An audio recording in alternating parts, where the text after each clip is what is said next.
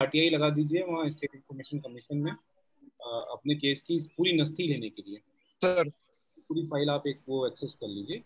दूसरा, Allahabad high court का judgement है ये, उन्होंने 2019 का जजमेंट है, और इलाहाबाद हाई कोर्ट ने स्पष्ट तौर से कहा है कि सूचना आयोग कोई कोर्ट तारीख पे तारीख लगाता रहे और तुरंत करना चाहिए।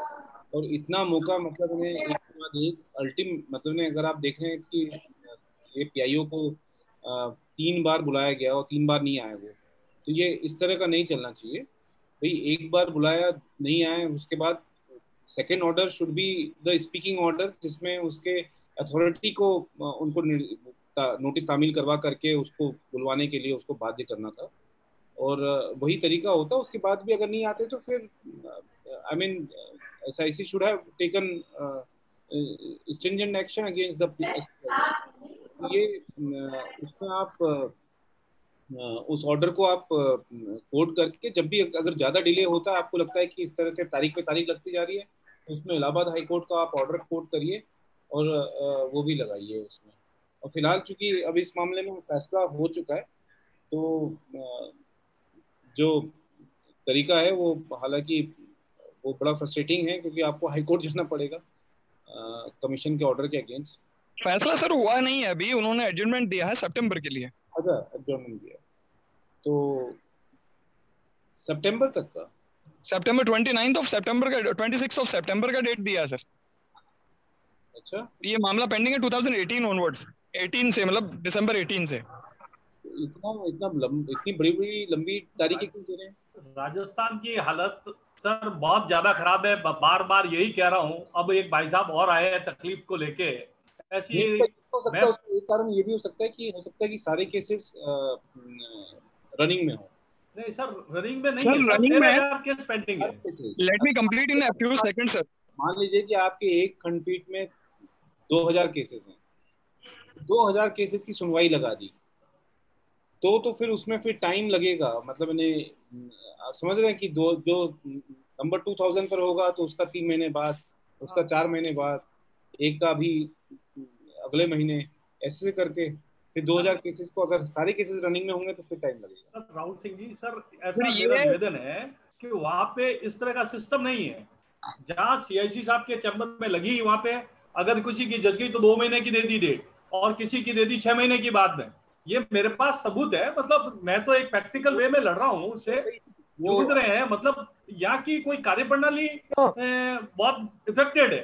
कहीं आप के माध्यम से कहीं कहेंगे कि आप किसी को जगाएं वहां पे कि थोड़ा इसको देखे ये कार्यक्रम को, तो शायद उनको स्वभाव में कोई बदलाव आए। सर इशू ये है कि मैं उस SPI की बात कर रहा हूँ जिसका मैंने कोर्ट का डिसीजन दिया है कि साहब इनके खिलाफ कोग्निजेंस हो गया है इसी इशू पर। 420, 467, 468, 471 IPC अरेस्ट वारंट से तलब हैं, और इसी मामले को लेकर मेरी ITI दायर है। आपकी बात तो नीचे वाली कोर्ट है वो कोग्निजेंस है कि अरेस्ट वारंट से तलब कर चुकी। तो ये इस तरह के लोगों को सपोर्ट SIC जो कर रहा है वो ये बड़ी एक डिलेमा और बहुत हराश करने वाली बात है। ये तो देखिए पता नहीं अब कैसे होता है, क्योंकि हम लोग भी यहाँ सुनवाई करते हैं, सुनवाई में स्पष्ट निर्देश दिए हुए हैं कि जो भी हमारे पास PIO जो भी जवाब देंगे, तो उस जवाब की एक कॉपी अपेक्षाकर्ता को उपलब्ध कराएंगे। इवन हमारा जो सुनवाई सूचना पत्र जाता है तो उसमें हमने स्पष्ट निर्देश दिए हुए हैं कि whatever reply you are going to file before us, copy of it should be provided to the appellant as well. तो ये मतलब पारदर्शी व्यवस्था में तो ये करना ही पड़ेगा, अदरवाइज आप क्या कह रहे हैं, उस पर क्या निर्णय ले रहे हैं और आगे क्या कार्रवाई हो रही है वो मालूम कैसे पड़ेगी क्या चल रहा है। सर यहाँ पे भी ऐसे ही लिखा जाता है, आप जो बता रहे हैं कि 15 दिन में एक कॉपी रजिस्टर्ड पोर्ट से भेजी जाए, रजिस्टर्ड पोर्ट से। ये भी यहाँ पे नोटिस में लिखा हुआ होता है, पर कोई भी किसी तरह का जवाब नहीं आता है। जवाब, अगर जो जवाब आप कह रहे हैं कि ये जो जवाब आपको, आप जो जवाब PIO जो जवाब स्टेट इंफॉर्मेशन कमीशन को उपलब्ध कराएंगे उसकी एक कॉपी अपीलार्थी को भी दें। अब इनको नहीं मिली है। हाँ नहीं मिली है। ये ताराचंद जी, ये प्रोसीजर फ्लॉ है, आप इसकी एक शिकायत भी करिए SIC जो कमिश्नर है। सर मैंने 48 आवर्स का प्रोविजो लेकर इनको आरटीआई एप्लीकेशन पुटअप किया, तो आयोग ने ये कहते हुए डिनाई किया है कि साहब ये तो इसका डिसीजन हुआ नहीं है, तो इसके आपको इन्फॉर्मेशन प्रोवाइड नहीं की जा सकती। यानी मुझे मेरे खिलाफ कोई जवाब वो पेश कर रहा है एसपीआईओ, उसकी कॉपी मुझे मिलेगी नहीं, वो डिसाइड कर लेंगे। यानी एक तरह से एसआईसी मुझे बाउंड कर रहा है कि आप हाईकोर्ट जाएं, हम तो जो कर रहे हैं हम जो करेंगे। तो जांच इतना नरिशिंग है सर। जांच अगर देखिए ऐसा, इसमें कोई जांच तो चल नहीं रही है। आप अपनी कॉपी मांग रहे हैं, आप आरटीआई में कॉपी मांग सकते हैं। डिनाई कर दिया सर। आरटीआई डिनाई कर दिए सर।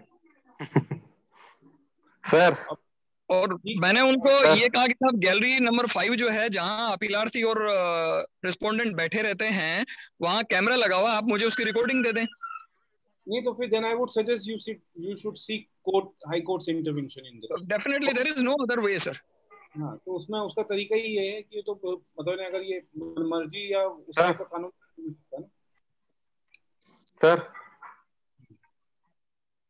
हाँ जयमेश जी बताइए। जी सर। सर मैं बहुत देर से सुन रहा हूँ और काफी अच्छे अच्छे लोग जुड़े हैं, और ऐसे मैंने काफी कम। हेलो, आप भी उन्हीं एक अच्छे लोगों में से हैं। जी जी, लेकिन 54 लोग जुड़े हुए हैं सर, और मैं मतलब कंस्ट्रेंट हो गया हूँ इसमें बोलने के लिए। हालांकि मैं बोलना अवॉइड करता हूँ, लेकिन यहाँ पर तो बहुत ही दुर्गम स्थिति है। खासकर इम्पोर्टेंस जो है एजुकेशन का जो इम्पोर्टेंस है वो बहुत ही सर्वोपरि है, खासकर हमारे देश में। अब देख लीजिए, लॉकडाउन है, वहां पर भी ऑनलाइन करके भले आपको एजुकेशन देना है, एजुकेशन मस्ट है।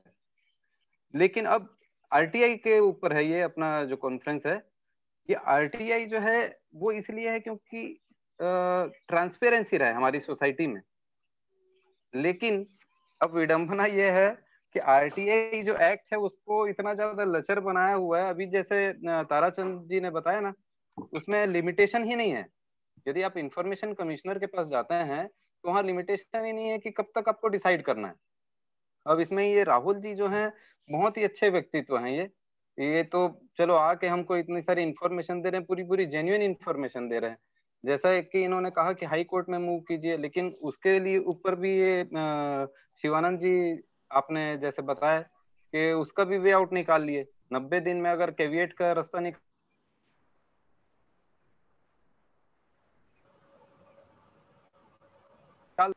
तो इसके बाद बच क्या जाता है? Hello hello hello. जी जी ठीक है जयमेश जी, आपने बिल्कुल सही फरमाया है। और वो रास्ता निकाले, हम भी अपना रास्ता निकालेंगे, और ये रास्ता निकालने का खेल चलता रहेगा। ये तो लाइफ टाइम प्रोसेस है। क्या वो चेन्नई से कोई लड़ रहे हैं, कोई कहीं से लड़ रहे हैं, इसमें अपना सीधी सीधी बात ये है कि रिवॉल्यूशन होना चाहिए। वो तो तय है सर। वो रिवॉल्यूशन कितना जल्दी से जल्दी हो सकता है, क्योंकि जुडिशल, कॉन्स्टिट्यूशनल और एडमिनिस्ट्रेटिव ये हमारे समाज की संरचना है। कॉन्स्टिट्यूशन को सर्वोपरि रखे हुए हैं और स्पेशल एक्ट कई सारे निकले हुए हैं। क्या वो एक्ट काम कर रहे हैं? नहीं कर रहे हैं कोई भी एक्ट काम प्रॉपरली। अब ये रिवॉल्यूशन कैसे आएगा जल्दी से जल्दी उसका वे आउट कैसे निकलेगा? क्योंकि यहाँ पर हम आरटीआई की जब बात करते हैं वो भी काम नहीं कर रहा है, आरटीई जो है वो भी काम नहीं कर रहा है। काम क्या करेगा? हमें भी यही लगता है कि हाँ सही कह रहे हैं। हमें भी यही लगता है कि इसमें आयुक्त को कुछ कहने से कुछ होने वाला नहीं। लोग अक्सर आयुक्त के ऊपर प्रश्न चिन्ह लगाते हैं, चाहे कोई भी आयुक्त हो। हम ये कहते हैं कि आयुक्त को बैठाता कौन है? सरकार आयुक्त को बैठाती है, पैनल आयुक्त को बैठाता है। उनका किस तरह से सिलेक्शन होता है वो हाँ हाँ नहीं वही है, लिमिटेड पावर्स है जो वो काम ही नहीं कर रहे। तो क्योंकि सरकार ऐसे आयुक्तों को बैठा रही है, बैठाना चाह रही है जो काम ना करें, क्योंकि सरकार नहीं चाह रही है, सरकारें नहीं चाह रही हैं कि उनके भ्रष्टाचार और उनकी कमियां उजागर हो। ये सरकार है सबसे बड़ी दोषी, और सरकार को हम चूज करते हैं। और ये मान के चलिए कि सरकार को जब तक नकेल नहीं कसेंगे तब तक कुछ नहीं होगा। आयुक्तों को कहने से कुछ नहीं होगा। ठीक है, हम कहते हैं 10 आयुक्त आ गए, 10 में से दो आयुक्त सरकार in the sense state government, central government जो जिसके लिए रिस्पॉन्सिबल है। लेकिन कोई भी सरकार हो अब रिवॉल्यूशन जब तक पब्लिक लेके नहीं आएगी तब तक नहीं होना है। अब देख लीजिए नहीं तो वही इतने गंभीर मुद्दे को मीडिया क्यों नहीं लेके आ रही है सामने? मीडिया साइलेंट है क्यों? उसका भी जवाब किसी ने दिया। उन्होंने कहा कि मैक्सिमम जो है स्कूल्स वो पॉलिटिशियंस ओन करते हैं, लेकिन ओन कैसे करते हैं? सोसाइटी और ट्रस्ट के माध्यम से। क्या हमको आरटीआई का जानकारी मिलेगी? नहीं मिलेगी, हमको कभी भी नहीं मिलेगी। वो समाज के एकदम उच्च वर्गीय हैं जो पूरे पूरे पावर होल्ड कर रहे हैं। पब्लिक जब तक नहीं आएगी सामने। सर मैं पुरुषोत्तम बात कर रहा हूँ। That is why I am telling that you don't depend on government. आप जब तक सरकार के ऊपर निर्भर होंगे तब तक आपके लिए कुछ भी नहीं होगा। आप एक बात समझ लीजिए, ये सरकार आपका नहीं है, ये सरकार कॉर्पोरेट का है, कंपनियों का है, उनका है। आपके लिए कुछ भी नहीं होगा। तो इसलिए हम बता रहे हैं, आप इनके पीछे पड़ेंगे ना, हम रोते रोते रहेंगे, जमाना बीत जाएगा। इसलिए बोलते हैं आगे चलो, कोऑपरेटिव मूवमेंट में आइए। कहीं ना कहीं कोऑपरेटिव सोसाइटी है। आप देखते हैं गुजरात में आपका वो अमूल डेयरी है। ऐसे कोई ना कोई रास्ता सोचिए। लड़ने रोने से कुछ नहीं होने वाला है। जिंदगी बीत जाएगा, जमाना बीत जाएगा, அடுத்த नेक्स्ट जनरेशन भी बिगड़ जाएगा। सरकार के रिवॉल्यूशन ही था। सरकार के ऊपर निर्भर मत करो। हॉस्पिटल है ना, हॉस्पिटल भी कोऑपरेटिव में लाओ। देखिए अभी एक प्राइवेट है, दे आर प्लीजिंग। देख दूसरा गवर्नमेंट है, दैट इज इनएफिशिएंट।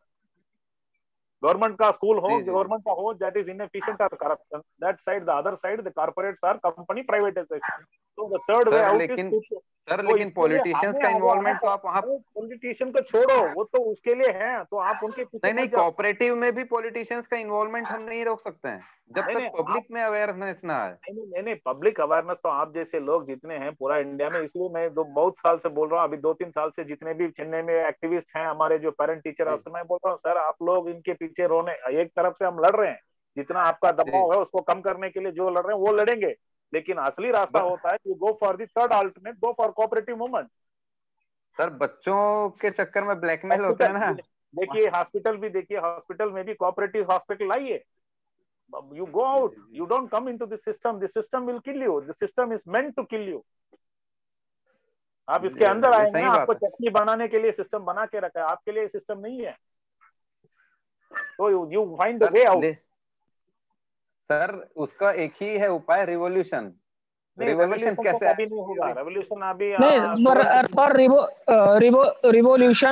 रिवॉल्यूशन ठीक है, लेकिन रिवॉल्यूशन कहने से ही तो नहीं आएगा जयमेश जी। इसके लिए तो हम लोगों को करना पड़ेगा। हाँ, अवेयरनेस, पब्लिक अवेयरनेस, और इसमें पार्टिसिपेट करना पड़ेगा। और हमें लगता है कि ठीक है, अभी उसके लिए तैयारी बनाइए, होगी आने वाले समय में तो होगी, पर इसमें देखिए शिक्षा के बाद और कोई आप हाँ, और hospital also you go for a cooperative hospital.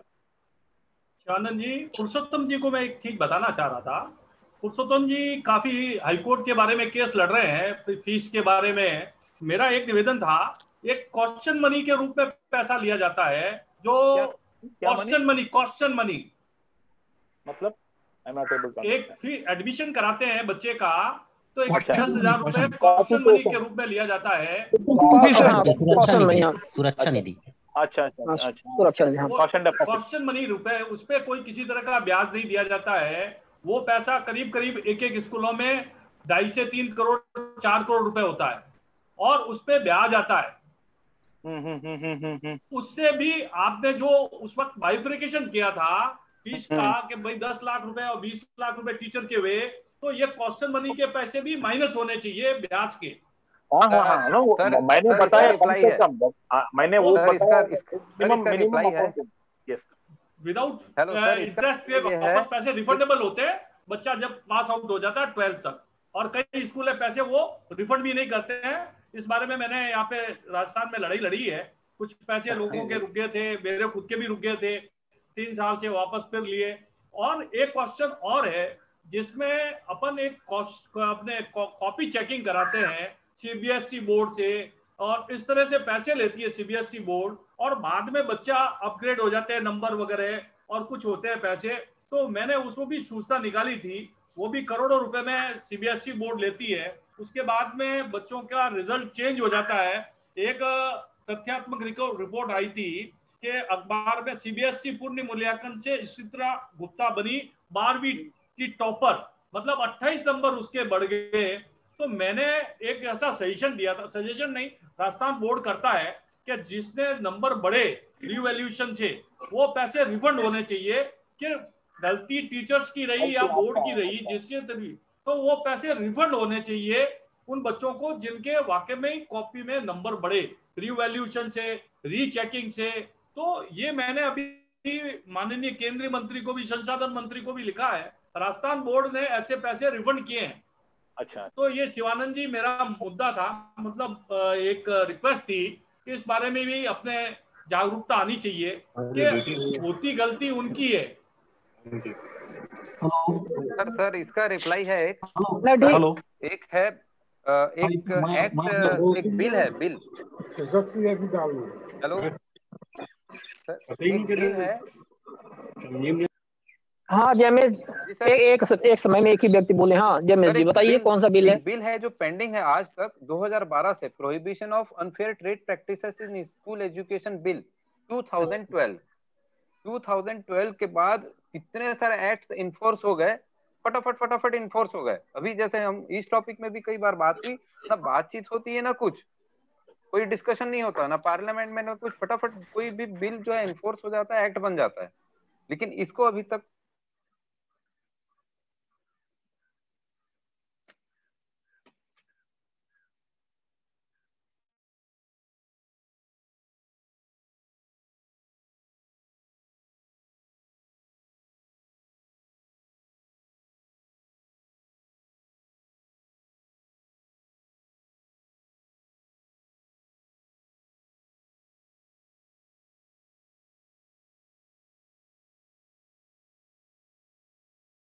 करीबन नहीं किया गया। मैंने देखा कि 61 लाख रुपए जो है वो स्टूडेंट्स के जमा है, और फिर उसमें लैब्स का भी कोई नियम नहीं है। कुछ जगह पर ऐसा नियम होता है कि if they don't claim with in 1 year तो वो पैसा जो है फिर कॉलेज को लैप्स हो जाता है और कॉलेज उसको कहीं भी यूटिलाइजेशन कर सकता है। लेकिन मैंने देखा, और फिर इंजीनियरिंग कॉलेज में क्या होता है कि 2,500 रुपए, कई बार ये होता है कि स्टूडेंट्स को नौकरी मिल जाती है, जॉब मिल जाता है, वो चलो हमारा ये अल्मा मैटर है, अपनी कॉलेज को पैसा जा रहा है, तो वो क्लेम भी नहीं करते। और बहुत सारे स्टूडेंट जो है, तो इस तरह से 61 लाख रुपया ये था। फिर जब मैंने प्रिंसिपल साहब के नॉलेज में ये बात लाई कि सर ये बहुत ज्यादा अमाउंट है, और अच्छा उनका आईटीआई में क्या होता है कि भाई जो मांगता है तो उसको 2,500 रुपए दे दो, उसका मुंह बंद कर दो और उसका डिस्पैच का प्रूफ भी भेज दो। बाकी जो नहीं मांगता है तो उन लोगों का पैसा जो है वो कॉलेज को बच गया। तो इस तरह से ये जो होता था, फिर मैंने जब ये बताया कि ये एक प्रैक्टिस सही नहीं है, और तो फिर प्रिंसिपल साहब ने ये नियम बनाया कि जब से भी आगे से जब भी ऐसा होगा, तो जैसे ही बैच पास आउट हो जाए, तो as soon as their results are declared and the degrees are awarded, उस टाइम पे उनको सभी को क्वेश्चन मनी रिफंड जो है वो बिना कहे अपने आप सबको बाय पोस्ट बाय ड्राफ्ट उनको डिस्पैच कर दिया जाए। तो इस तरह से जब हमने सिस्टम किया, तो उसके बाद सभी स्टूडेंट्स को जो है, क्योंकि रिजल्ट आने में कई बार टाइम लगता है, तो उसके बाद ये लगभग 6 महीना, 1 महीना, 1 साल जब भी उनको डिग्री मिल जाती है, मतलब after all the back papers have been also been cleared, तो उसके बाद हम ये पैसा रेगुलर रूप से हर पासिंग आउट बैच को उनको रिफंड कर देते, ताकि उनको घर बैठे वो पैसा मिल जाए, चाहे वो क्लेम करे ना करे। Thank you. वीरेंद्र सिंह जी, आपकी बात ठीक है। कई स्कूलें जो पीसी वगैरह निकलती है उसके साथ में ही देने का सीबीएसई बोर्ड का नियम है, पर वो समय पे दिया नहीं जाता है, लोगों को कई जानकारी भूल जाते हैं जब। Yes that is there, yes. और स्टूडेंट को भी अपने राइट्स की, दूसरी बात है कि सबकी इकोनॉमिक कंडीशन भी अलग अलग है। 2,500 रुपए किसी स्टूडेंट के लिए बहुत ज्यादा अमाउंट है। कोई स्टूडेंट जो है वो जॉब मिल जाता, 2,500 रुपए तो वो परवाही नहीं करते हो, चलो वो सोचते चलो अपनी कॉलेज स्कूल को हमने डोनेट कर दिया। अभी कई स्कूलों में डिफरेंसेज है, कई 10,000 लिए जाते हैं, कई 15,000 लिए जाते हैं, कई कॉलेजों में 25,000 रुपए लिए जाते हैं, बहुत ज्यादा। और ये 12 साल तक रहते हैं। अगर मान लो नर्सरी से बच्चा होता है तो 12 साल तक रहता है। हाँ, बिना ब्याज के इस्तेमाल किया जाता है। हाँ, बिना ब्याज के इस्तेमाल किया जाता है। मेन इश्यू पर्पस क्या है? क्वेश्चन मनी का वो है, क्वेश्चन मनी का पैसे का है कि किताबें हैं या कोई न्यूज रहता है, लाइब्रेरी की बुक्स है, मेस का बिल है, कोई स्टूडेंट नहीं देता है तो उसमें से रिकवर किया जा सके, या फिर जो जैसे हॉस्टल में उनको कमरे दिए जाते हैं तो कोई सिविल इलेक्ट्रिकल मेंटेनेंस का कोई डैमेज है तो वो रिकवरी की जाए। That is the purpose of, ये इनका उद्देश्य होना चाहिए। लेकिन उसमें बहुत ज्यादा अमाउंट लेते हैं, दैट इज नॉट जस्टिफाइड। और बिना ब्याज के इस्तेमाल करना, ये तो एक मतलब एक फाइनेंशियल माल प्रैक्टिस है। हाँ, इसलिए मैंने पुरुषोत्तम जी को बताया था ये पॉइंट। चलिए, अब यदि आप लोगों के कोई प्रश्न ना हो खास, तो फिर इस मीटिंग को यहाँ पे विराम दिया जाए। आप लोगों के कोई प्रश्न हो विशेष तो पूछ सकते हैं। आयुक्त महोदय हमारे बीच में है। शिवानंद जी, आयुक्त महोदय से मेरा निवेदन था, क्वेश्चन था कि क्या हम लिखित बहस भेजते हैं सुनवाई के लिए, उसकी कॉपी पीआईओ को देनी जरूरी होती है? क्यों हम जा नहीं रहे हैं या प्रेजेंट होते हैं तो लिखित बहस देते हैं इसलिए कि हमारा पक्ष रख रहे हैं, तो उसमें लिखित बहस की कॉपी एसपीआई को देनी जरूरी है? राहुल सिंह साहब बताएंगे थोड़ा। फायदे से देने चाहिए आपको, क्योंकि जब आप ये एक्सपेक्ट कर रहे हैं कि पीआईओ अपनी कॉपी आपको दे, तो वो मतलब आप बेसिकली पारदर्शिता के सिद्धांत पे चल रहे हैं। आप भी जो कुछ कह रहे हैं और तो वो पीआईओ को भी जानने का हक है। आपका क्या उसमें कंटेंशन है, आपका क्या ग्राउंड बन रहा है। सर अब मेरा एक क्वेश्चन था कि अगर मैं लिखित बहस दूंगा तो वो नए ग्राउंड पे उसको डिसाइड करवा लेगा कोर्ट में, क्यों कोर्ट उसको पढ़ती नहीं? ये थोड़ा सा ऐसा ग्राउंड ऐसा नहीं होता है कि एकदम से कोई बना लेगा। देखिए मेरा कहना है कि अगर कोई की बात बरोबर है आपकी बात, पूरा डिपार्टमेंट ही बेईमानी पर आ गया तो फिर उसमें क्या करोगे आप? वो मतलब डिस्कस कर देगा, वो डाक में वो दिखवा के भी ले आएगा कि साहब आप डाक गई थी इनको। वो तो होता ही है सर। कंपलसरी है क्या सर लिखित बहस इसमें? क्योंकि हम प्रेजेंट नहीं हो पाते, खर्चा करना पड़ता है, इसलिए हम देखते हैं कि लिखित बहस डाक से भेजते हैं तो एसपीआई उसमें पीआईओ को भी देखिए फिर कहने का मौका नहीं मिलेगा ना। फिर वो जाएगा डिलीट टैक्टिस है, पीआईओ बोलेगा देखिए कुछ नई चीज आई है सर, ये तो अभी हमारे पास है नहीं रिकॉर्ड, अब हम जाके दिखवाते हैं, लेकिन हमने वो अपना स्टैंड वहां पर कुछ बहाना मार देगा। लेकिन अगर आपका रिकॉर्ड पहले पहुंच जाएगा, पीआईओ के पास जवाब पहुंच गया है आपका, तो कमीशन उनको ये पूछ सकता है भाई आपके पास तो सफिशिएंट टाइम था, आपके पास तो ये ग्राउंड आ गया था, आप बताइए आपने ये किया है तो आप उसका प्रूफ लाइए। प्रूफ नहीं लेकर आए तो ये कोई मतलब नहीं है। मेरा क्वेश्चन तो सिर्फ इतना सिंपल सा था कि जब हम लिखित बहस भेज रहे हैं तो माननीय आयुक्त महोदय या जो भी, वो उसको देख के उनसे क्वेश्चन करके उसको डिसाइड करनी है लिखित बहस का मतलब। अगर अपने चीज को सुरेंद्र जैन जी, ये इसमें दो वो नहीं चलता कि अपने लिए दूसरा नियम और पीआईओ के लिए दूसरा नियम। अभी पीआईओ की शिकायत कर रहे थे वो कि भाई हमको कॉपी नहीं मिली राजस्थान में। अब आप सोच रहे हो कि पीआईओ की कॉपी हमको मिलनी नहीं सर इनका मतलब ये, इनका सुरेंद्र जैन जी का मतलब ये है कि मान के चलें कि आप सुनवाई कर रहे हैं और लोक सूचना अधिकारी भी यहाँ पे पहुंच रहा है और इनको भी पहुंचना है, लेकिन ये ना पहुंच करके अपना जवाब दे दें, तो उसके आधार पे आप जवाब जैसे इनका पढ़ लें कि भाई यहाँ इनका एप्लीकेंट का क्या जवाब आया है। वो सब बहुत ज्ञानी होते हैं, उनको सबको मालूम है कि 7(1) का उल्लंघन क्या होता है। वो उसको मालूम है कि भाई मेरे को उल्लंघन का, अगर ये 7(1) का उल्लंघन है, मुझे 30 दिन के अंदर अपनी कार्रवाई दिखानी है, वो कार्रवाई लेकर आ गया, फिर आप कहते रहिए जो अगर पीआईओ अगर 7(1) हाँ तो मैं किस दूं धर्मेंद्र हेलो कर दिया, 30 दिन के अंदर कार्रवाई कर दी है, रजिस्टर में एंट्री शो कर दी है, आपको डाक जाना दिखा दिया है, तो फिर तो आप कहते रहिए जो करना है। सही है, उसमें क्या कर सकते हो आप ज्यादा से ज्यादा भाई। राहुल सिंह से एक प्रश्न है छोटा सा, एक और चीज बताता हूँ सुरेंद्र जैन जी। इसमें मान लीजिए जैसे कई बार हमसे ये भी बोलते हैं कि रजिस्टर्ड पोस्ट से पीआईओ बोलता है कि हमने इनको भेजा, ये एप्लीकेंट बोलता है हमने रजिस्टर्ड पोस्ट से इनको भेजा है, पीआईओ को आरटीआई लगाई थी, तो हम मानते हैं कि हाँ ठीक है रजिस्टर्ड पोस्ट से आपने भेजा था तो गई होगी आरटीआई। हम मानते हैं कि अगर उन्होंने एंट्री नहीं की, वो पीआईओ बोलता है नहीं हमारे पास कोई एंट्री नहीं, तो हम बोलते हैं नहीं ये गलती आपकी, आपने एंट्री नहीं की, ये आपका मिसमैनेजमेंट है, आपके ऑफिस का मिसमैनेजमेंट है, क्योंकि हम मान्य कर रहे हैं कि रजिस्टर्ड पोस्ट से गया है। वैसे अगर पीआईओ हमारे सामने कोई रजिस्टर्ड पोस्ट दिखा देता है और एप्लीकेंट कहता है नहीं हमें नहीं मिला, तो मैं फिर ऐसा नहीं कहता हूँ कि अरे नहीं आपने कैसे नहीं, उनको मिला नहीं तो मतलब मिला नहीं होगा। तो दोनों तरफ एक ही चीज कहूंगा ना। नहीं राइट, आपकी बात से सहमत हूँ, मेरा कोई वो तर्क वितर्क नहीं है, मेरा तो एक सिर्फ सिंपल सा क्वेश्चन था कि ये ऐसा कर सकते हैं जिससे शिवानंद जी ने आपको थोड़ा सा ब्रीफ करके बताया, मेरा तो इतना सा ब्रीफ ही था, मेरा कोई आपको नहीं इसमें सुरेंद्र जी इसमें सही है, सर का कहना ये है। देखिए क्या है कि जब सुनवाई होती है तो सुनवाई में यदि हम उपस्थित नहीं रहेंगे ना अपना जवाब यदि सही मतलब पक्ष रखने के लिए, तो उसमें जो पीआईओ है वो हमें मतलब आयोग को वो वहां पे गुमराह कर सकते हैं, वो अपना जवाब पर प्रस्तुत कर देंगे, बोल देंगे कि हाँ हमने साहब दिया तो जानकारी, ये देखिए तो जानकारी। फिर यदि हम वहां पे रहेंगे अपना पक्ष रखने के लिए तो हम बोलेंगे नहीं साहब ये यहाँ पे गलत तो कह रहे हैं, ये एक्चुअली इन्होंने जवाब दिया नहीं था, ये ऐसा इन्होंने गलती की हुई है, तो वो आयोग को सीधे समझ में आ जाएगा। लेकिन यदि हम पत्र भेजते हैं तो पत्र के आधार पर यदि वहां पर उसने कुछ घुमा फिरा के जवाब दे दिया आयोग के समक्ष, तो फिर हमारा पक्ष ऑथेंटिकली रखने के लिए वहां पे कोई रहेगा नहीं। तो मतलब यदि बहुत ही क्लियर पॉइंट है कि ठीक है उन्होंने वायोलेट किया हुआ है और यदि हम पत्र से भेज देते हैं और आयोग इस बात को समझ गया और वो भी मान लिया कि ठीक है हाँ ये तो जवाब आ गया है, तब तो ठीक है। लेकिन यदि वो थोड़ा सा और ज्यादा दिमाग लगाए पीआईओ, उन्होंने सोचा नहीं इनको तो हमें काउंटर करना ही है, तो हमें इस इनकी जवाब का हम ऐसे घुमा करके जवाब दे दें, यहाँ तो है नहीं आवेदक, तो आवेदक की तरफ से कौन बोलेगा।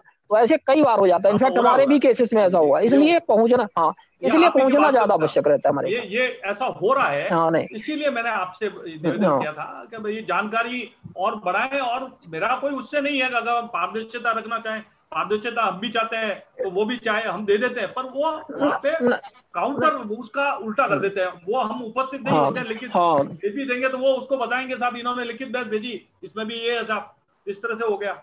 तो ये थोड़ा सा दोनों है माइनस प्लस। शिवानंद जी एक छोटा सा प्रश्न है इसका। ये जो सुरेंद्र जैन जी का जो प्रश्न है प्रिंसिपल ऑफ नेचुरल जस्टिस से संबंधित है, तो इसमें ये होता है कि जैसे दोनों तरफ से पूरी पारदर्शिता होनी चाहिए। तो उत्तराखंड में ये प्रैक्टिस है कि जैसे कोई भी पार्टी यदि डिमांड करती है कि मुझे इनका जो रिप्लाई है उसकी कॉपी चाहिए, तो आयुक्त या मुख्य सूचना आयुक्त तुरंत ऑर्डर कर देते हैं कि इनको भी ये कॉपी सप्लाई कर दी जाए। और दूसरा ये कि यदि वो कॉपी नहीं दी जाती है तो उसका बड़ा सिंपल उपाय है कि जो सूचना आयोग है वो अपने आप में पब्लिक अथॉरिटी है, उनका भी एक अपना पीआईओ होता है, तो वहां पे पूरी की पूरी पत्रावली की कॉपी ली जा सकती है और फिर अपना जवाब तैयार करके दिया जा सकता है, या फिर 1 या 2 हफ्ते का उसमें टाइम दे दिया जाए। तो जनरली ये टाइम भी आयोग तो महोदय दे देते हैं कि इनको कॉपी सप्लाई की जाए, उपलब्ध करा दी जाए, और उसके बाद फिर अगली सुनवाई में अपना पक्ष प्रस्तुत करें और कार्रवाई आगे बढ़े। तो ये इस तरह से ये प्रक्रिया उत्तराखंड में चलती है। Thank you. महेंद्र गुप्ता जी आपका क्या प्रश्न था? एक लास्ट अपना प्रश्न पूछे। एक छोटा सा प्रश्न है कि आयोग में आयुक्त महोदय काउंटर करने के उपरांत जो आदेश देते हैं वो एक्ट की धाराओं के अंतर्गत उल्लेख करके देते हैं या सीधे से आदेश दे देते हैं जो भी देना रहे? देखिए उसमें स्पीकिंग ऑर्डर होना चाहिए, चाहे वो जानकारी देने का हो या जानकारी रखने का हो या पेनल्टी का हो जी, वो स्पीकिंग ऑर्डर होना चाहिए। तो एक्ट के अनुरूप जो धाराओं का उल्लेख करके देना चाहिए सर या नहीं देना चाहिए? नहीं, वही मैं कह रहा हूँ कि स्पीकिंग ऑर्डर होना चाहिए। तो उसमें स्पीकिंग ऑर्डर का मतलब यही है कि आप एक्ट में जो भी आप कह रहे हैं, आप अगर कानून है, क्योंकि सुप्रीम कोर्ट में कोई धाराएं तो है नहीं, सुप्रीम कोर्ट ने व्यवस्था बनाई है कि भाई गिरीश रामचंद्र देशपांडे का केस है और ये सब है, तो उसमें कोई धारा के तहत तो रुका नहीं जाता उसको। इसलिए आपको सुप्रीम कोर्ट के उन केसेस का जिक्र, उसका हवाला देना होगा आपको जी, और उसके बाद आप उसमें अगर आप डिनाई कर रहे हैं इन्फॉर्मेशन, तो उसका आधार जो है वो हाई कोर्ट या सुप्रीम कोर्ट के जो आदेश है उसको आधार बना करके ही देना होगा। और या फिर अगर कोई अगर नई चीज है, ये भी हो सकता है कि पहली बार ऐसा कोई मामला आ रहा हो, तो फिर उसमें ऑर्डर होना चाहिए कि इन्फॉर्मेशन क्यों डिनाई की जा रही है या क्यों दी जा रही है रीजन। तो उसमें अगर उल्लेख नहीं होता है तो सर आगे क्या कार्रवाई करना चाहिए? फिर अगर आयोग के आयुक्त के आदेश में अगर किसी प्रकार का कोई उल्लेख नहीं और साधारण रूप से बोला जाता है कि आपको कोई भी चीज नहीं करना, देना नहीं है जाइए, तो फिर आगे क्या किया जाए? नहीं, मतलब आप कह रहे हैं कि आयोग ने इन्फॉर्मेशन देने से सीधा कोई एक्ट की किसी धारा का साथ है क्या जो भी उनको देना चाहिए था उसका, और न किसी हाईकोर्ट या किसी आदेश का उल्लेख करके बताया गया, सिर्फ ये लिखा गया कि आपको आपकी जानकारी उपलब्ध नहीं कराई जाएगी, सिर्फ इतना लिख के आदेश निकाल दिया है। तो फिर आप उसमें जो सब लोग करते हैं वही करना होगा, आपको हाईकोर्ट जाना होगा। स्पीकिंग ऑर्डर यदि नहीं है तो वो हायर लेवल पे बड़ी आसानी से चैलेंज हो जाता है। स्पीकिंग ऑर्डर का अर्थ ये है कि जिसमें जैसे उत्तराखंड में मैंने देखा कि कई बार ऐसे पहले जो सीआईसी महोदय ने ऑर्डर किए थे, बहुत सारे ऑर्डर हाईकोर्ट के सामने चैलेंज हो गए थे। तो अब मैंने देखा कि आजकल जो आयुक्त है तो उसमें ये कि वो अपना धारा भी लिखते हैं, कभी कभी सुप्रीम कोर्ट या हाईकोर्ट के जज का मतलब जजमेंट का उल्लेख भी करते हैं, पैराग्राफ या पूरे साइटेशन भी देते हैं, ताकि जो भी करते हैं, क्योंकि इसका जो बेसिक प्रिंसिपल वो है कि justice should not only be done but justice should also be seen to have been done. Means न्याय न सिर्फ होना चाहिए बल्कि न्याय होते हुए दिखना भी चाहिए। तो इसलिए कभी कभी इवन ओरल जब बहस होती है तो उस टाइम भी जो है आयुक्त या मुख्य सूचना आयुक्त जब सुनवाई करते हैं तो उसमें दोनों पक्षों को समझाने की, उनको अलग अलग चीजें प्रोविजन वगैरह बताने की और ये उनकी बहस सुनने की पूरी कोशिश करते हैं, ताकि दोनों पक्षों को ऐसा लगे कि मेरे साथ न्याय हुआ है, और फिर वो हायर लेवल पे वो चैलेंज ना हो। जहां पर कारण नहीं दिया होता है तो फिर वो नॉन स्पीकिंग ऑर्डर होता है और लीगल वो अपर हायर फोरम पे बड़ी आसानी से वो चैलेंज किया जा सकता है, और ऐसे मामले में वो क्वैश भी हो जाता है या ऐसे में स्टे भी मिल सकता है। Thank you. चलिए ठीक है। अब आज की ये मीटिंग हमारी दो बजे तक क्रॉस कर गई है। लगभग 3 घंटे हम लोगों ने डिस्कशन किया है इन मुद्दों पर, और आज हमारे बीच में माननीय श्री राहुल सिंह सर ने काफी समय दिया है। सर बहुत बहुत धन्यवाद आपका। और हमारे बीच में गांधी सर आए, आचार्य सर आए और वीरेश सर आए, सबने अपना समय दिया। आप सभी साथियों ने भी काफी अपना समय दिया, बहुत महत्वपूर्ण प्रश्न आपने पूछे, डिस्कशन अच्छा चलता रहा और ये बहुत आवश्यक होता है। बहुत बहुत धन्यवाद आप सभी का, और मिलते हैं फिर अगले मीटिंग में कुछ नए टॉपिक के साथ में। सर इसका रिजल्ट कब कैसे आएगा? अब सर अभी डिस्कशन के रिजल्ट का वेट है। जय श्री राम भाई साहब। नहीं तो डिस्कशन आपका कौन सा डिस्कशन की आप बात कर रहे हैं? वो जो क्रांति लाने वाली रिवॉल्यूशन। जी सर, सब एकजुट होंगे तभी हो पाएगा रिवॉल्यूशन। हाँ बिल्कुल बिल्कुल, उस पर चल रहा है। डेमोक्रेसी में जो रिवॉल्यूशन होता है, रिवॉल्यूशन जो होता है, it is not through bullet, it is through ballot. और वो एजुकेशन और अवेयरनेस बढ़ाना, और यही डेमोक्रेटिक उपाय है। हाँ बिल्कुल बिल्कुल, एक तरह से एक ही है। बाकी और किस तरह का रिवॉल्यूशन भी आएगा, लेकिन एकजुटता होकर के, और यही तरीके अपनाए जाएंगे जिस तरह से बता रहे हैं वीरेंद्र जी ने, जिस तरह से बताया। तरीका हमारा सबका यही है। और अपन हथियार लेकर के तो सरकार के खिलाफ आ नहीं सकते सीके रोड में, और वो सक्सेस भी नहीं रहेगा। तो इसलिए रिवॉल्यूशन की तरफ अपन लोग अग्रसर हैं, और होगा, रिवॉल्यूशन होगा। सर ये 54 के 54 हो पाएंगे, बस बात ये है। क्या कहा हमने? हेलो सर, ये 54 जो है, 54 लोग हम जो है डिस्कशन में, 54 लोग से 54 लाख कब तक हो पाएंगे? होंगे ना। जैसे आप जिस जिले जिस स्टेट से आप हैं, तो आप भी इसी तरह से मतलब लोगों को जोड़ना प्रारंभ करिए। हमने कहा आप लोगों को कि ये तो फोरम ही है, इस फोरम के अतिरिक्त भी आप एक अलग से अपना सब फोरम बनाइए, और उसमें से लोगों को इस तरह से एजुकेट करना प्रारंभ करिए और जोड़ना, और धीरे धीरे बातें बढ़ेंगी, चलेगा। हाँ सर बना हुआ है, कर भी रहे हैं, लेकिन धीरे धीरे ही हो रहा है। ये स्पीड से कैसे होगा? मीडिया कैसे इन्वॉल्व हो पाएगी? नहीं तो मीडिया को तो अपन उस क्षेत्र की मीडिया को इन्वॉल्व करना पड़ेगा। जैसे हमारे लोगों के लोकल जो भी मीडिया एमपी की है, तो हम लोग इसको इन्वॉल्व करते हैं। तो ज्यादातर ये मामले प्रकाशित होते रहते हैं, बातें आती रहती हैं। हम स्वयं भी ट्विटर, फेसबुक और अन्य माध्यमों से भी इसको हाईलाइट करते हैं। हर व्यक्ति इसी तरह से मेहनत करे तो बातें आगे बढ़ेंगी, ऐसा कुछ नहीं है। और निश्चित तौर पर ये सकारात्मक दिशा में अपन पॉजिटिव डायरेक्शन पे जा रहे हैं। हमें तो इसमें काफी पॉजिटिविटी दिखती है। यद्यपि कई बारी बातें आती हैं कि अब देखिए कोई भी रिजल्ट अचानक नहीं आएगा। ये तो है कि हमें थोड़ा सा मेहनत करनी पड़ेगी, और उसी दिशा में अपन चल रहे हैं। लोग जुड़ रहे हैं, डिस्कशन हो रहा है, ये बड़ी बात है, इसकी चर्चाएं हो रही हैं। और इस कोरोना टाइम में भी अपन अब 1-2 साल से आप देख रहे हैं कि जब से हमारी मीटिंग चालू हुई, तो ये कोरोना का टाइम चल रहा है। तो अभी इसमें भी काफी हद तक चीजें, जैसे यदि आप ग्राउंड में जाकर के लोगों से मुलाकात भी करें इस तरह से, वो भी बाधित रहता है, वो भी पूरी तरह से नहीं हो पा रहा है। तो कहीं ना कहीं ये कुछ प्राकृतिक दशा भी है इसके लिए। सर इसमें कोई कॉमन प्लेटफॉर्म हो, एक हम लोगों का कोई भी एक कॉमन प्लेटफॉर्म हो, सब इसमें आके जुड़ते जाएं, डेटाबेस बने,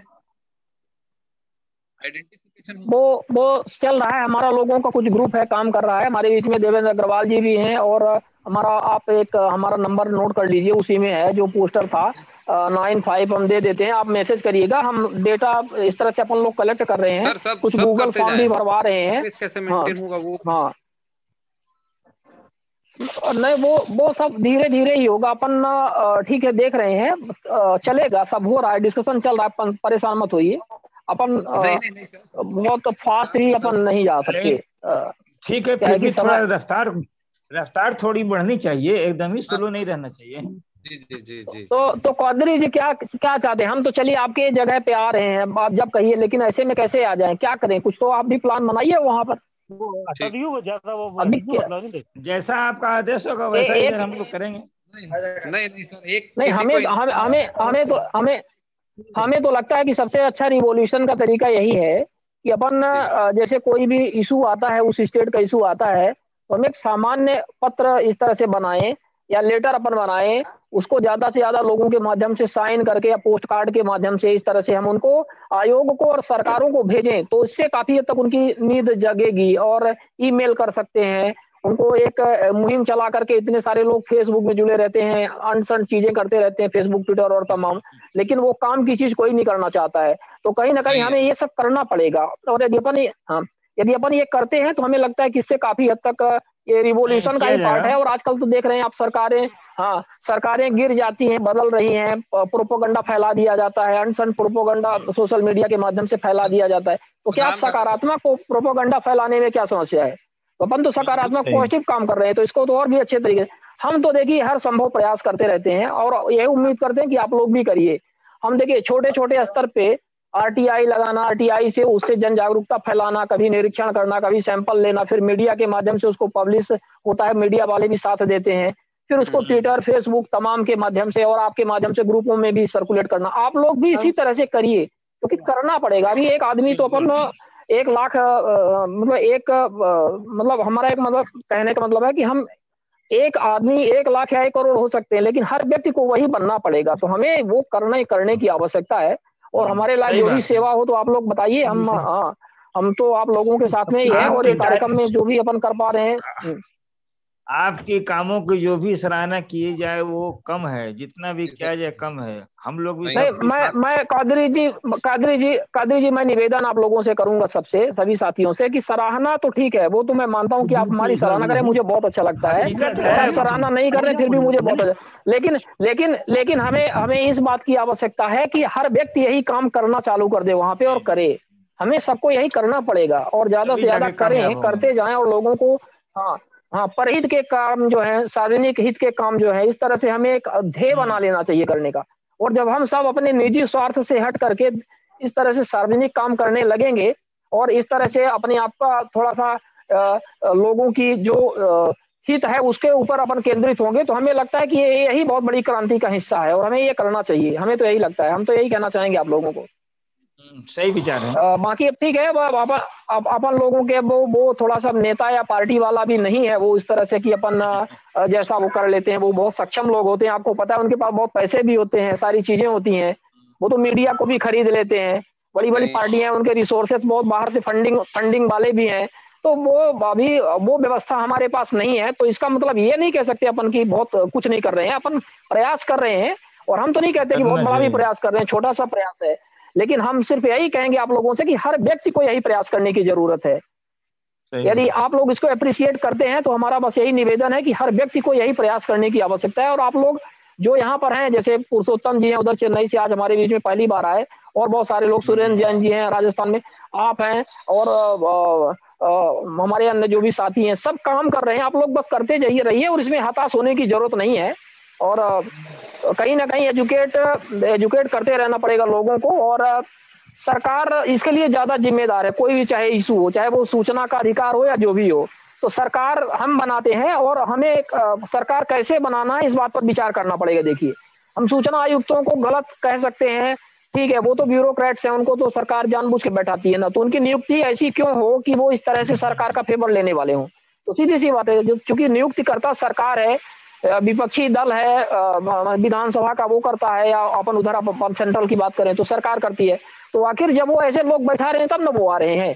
तो अपन आयोग को तो ठीक है, एक सर्टेन रिस्पॉन्सिबिलिटी तक उनको अपन को फोर्स करना है, लेकिन हमें भी ये लगता है कि ज्यादा तिल को मरोड़ने से या दबाने से ज्यादा तेल निकलने वाला नहीं है। मुझे ऐसा लग रहा है कहीं ना कहीं वो, क्या कि ठीक है, उनके ऊपर भी अपन कार्यवाही करवा देंगे, लेकिन वो क्या करेंगे, वो तो सरकार के दबाव में रहते हैं, सरकार उनसे वही करवाना चाह रही है। सरकार जब सुन के आती है ना 5 साल के लिए, तो ऑपोजिशन भी साइलेंट रहता है 5 साल तक के लिए। तकलीफ ये है। बिल्कुल भाई उसका कारण है ना जयमेश जी, उसका कारण है, क्योंकि उनको पता है कि यदि हम अभी बोलेंगे तो हम भी तो अगले मौका मिलेगा सरकार में आएंगे। हाँ भाई, वो बोलेंगे तो जब वो दूसरी पार्टी विपक्ष जो भी सत्ताधारी है, जब वो विपक्ष में आएगी तो वो भी बोलेगी उनके विरुद्ध। तो इसीलिए तो एक सरकार का जो भ्रष्टाचार होता है, दूसरी जो पार्टी है वो नहीं बाहर निकालती है, उससे उसको पता है कि हमें भी तो चल के ही भ्रष्टाचार करना है, सिर्फ वो वहां तक बोलेगी जहां तक उसका हित सिद्ध होता है। ये तो तय बात है। तुमने के दोनों चट्टे बट्टे हैं। ठीक, हाँ बिल्कुल पूरी तरह से राजनीतिक दलों की स्थिति तो आजकल बिल्कुल यही है। इनसे देश हित की बातें आप मत सोचिए कि मतलब बहुत ज्यादा देश हित का काम कर पाएंगे। पर ठीक है, आप जैसे सब लोग जो हैं जुड़े हुए हैं, इस तरह से चलता रहेगा तो अच्छा रहेगा। और बहुत बहुत धन्यवाद आप लोगों का। अगले संडे को अपन फिर मिलते हैं। ठीक है, धन्यवाद। Okay, thank you very much.